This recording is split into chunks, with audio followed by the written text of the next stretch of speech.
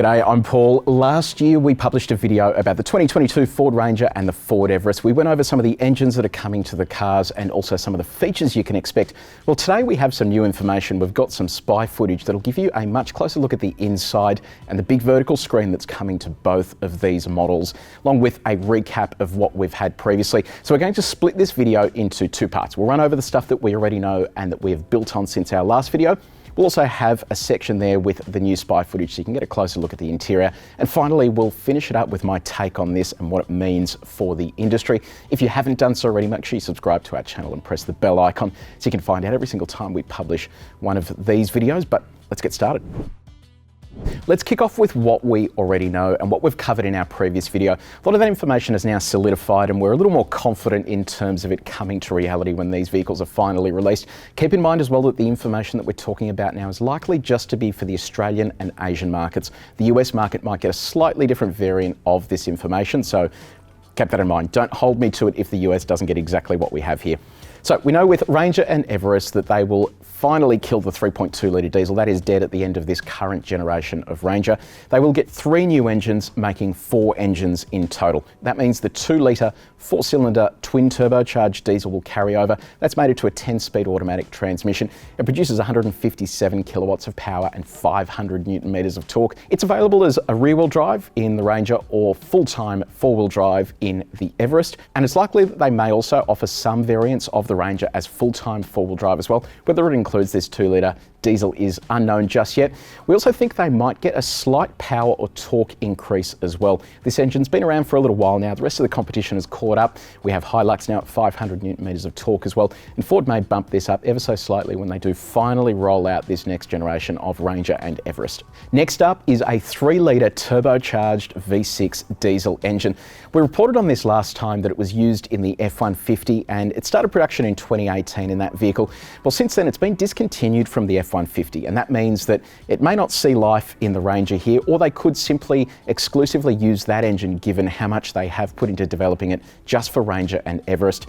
It produces 186 kilowatts of power and 600 newton meters of torque. It too is mated to a 10-speed automatic transmission, but the difference here is that this will be full-time all-wheel drive. There won't be a rear-wheel drive option. That's way too much torque to just send through the rear wheels, and it's likely that this will be available both in Everest and Ranger.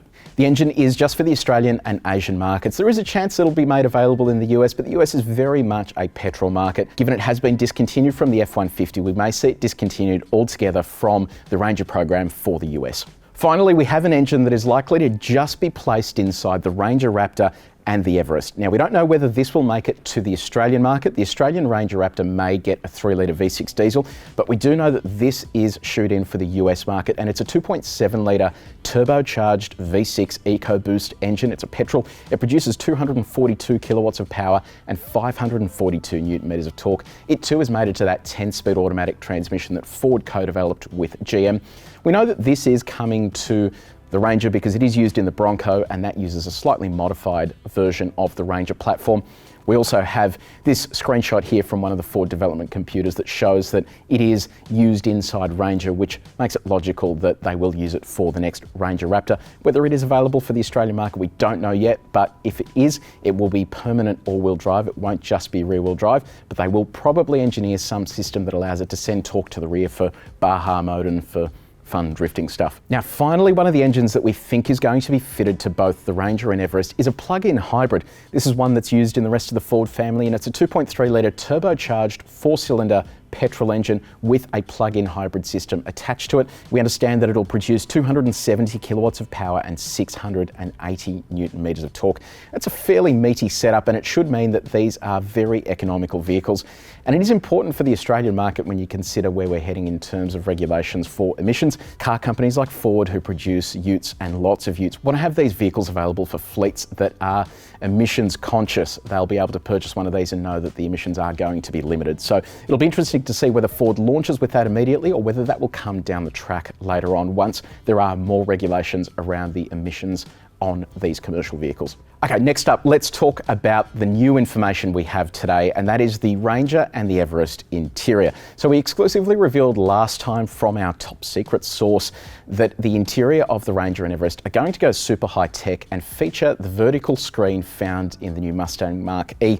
Now, since then, Ford has revealed that this screen is coming to the F-150 Lightning. And as you can see here in our spy footage, you can see that giant vertical screen. So it's a 15.5-inch vertical infotainment system with Sync 4, which is Ford's latest version of their Sync infotainment systems. We think that this will be reserved just for the top-end models. The lower-end models will get a smaller 12-ish inch screen, and that'll be in place of that vertical screen that does everything from your climate controls through to radio and nav. We think that the smaller screen will then house manual controls beneath it, but will still be fairly big in comparison to a lot of the competitors in this segment. In addition to that, our spy footage shows that these vehicles have a 360-degree camera, so finally the Everest and the Ranger will get that technology that's been available in other vehicles in this segment for a little while now, and hopefully with a screen that size, they've gone with high-resolution cameras so we can actually get some benefit out of that technology. If you do look close as well, you can see a shark fin antenna on the Everest, so that replaces that standard aerial that we've seen on the previous generation. The other curious thing as well is that the Ranger in these images has rear disc brakes. So that could be reserved just for the V6 model, or it could be for the entire range. But given how long drum brakes have been around and that a lot of the Chinese competitors, for example, are using disc brakes now, I think it's about time these manufacturers finally caught up and started fitting disc brakes to these models. And you probably need them when you're sticking a V6 diesel engine inside, or even for the Raptor, that bigger turbocharged V6 petrol engine. You want to be able to have the stopping power when you need it. The other thing that's unclear at the moment with the utes that we've seen is the suspension. We don't know whether they're going to retain leaf springs or whether they'll all go down the path of the Ranger Raptor where they get a coil sprung setup. We can see in some of the spy photos we've had previously of the new generation Rangers, they've had the street sweeper style spy photo preventative measures on the rear suspension and also the differential. That could mean that Ford is hiding the fact that these are going to coil spring instead of leaf spring, or they could simply do what some manufacturers do, which is fit leaf springs to entry-level models and then coil springs as you move up the range for that extra comfort without really compromising your load capacity. Now, what does this mean for the rest of the vehicles in this segment? Well, I reckon they could be in for a bit of a tough time. Ranger is currently the second best selling vehicle in Australia and sometimes takes that first position away from the Hilux. But if you are sitting the new generation Ranger up against the Hilux or even up against the rest of the utes in this segment, it could mean that the offering from Ford is well and truly above and beyond what's available from the competition. And if that's the case, you really don't have any reason to buy anything else. I mean, why would you buy a car with an 8-inch infotainment system when you can get something with a giant infotainment system like that? Obviously, it all needs to work well. If you're a tradie, you're wearing gloves and you've got dirty hands, you want to still be able to use the screen, so that will all still be seen once we finally get a chance to test them.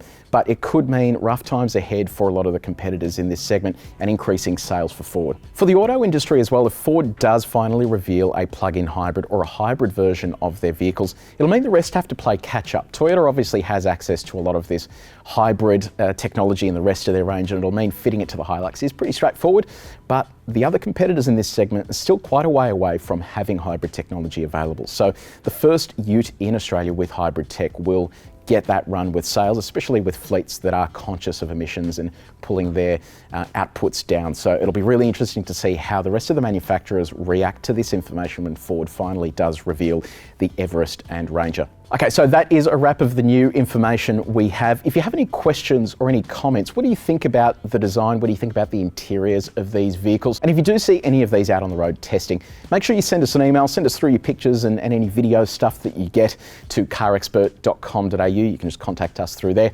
and we'd be really keen to see it. Now, if you did enjoy this video, make sure you share it with your mates.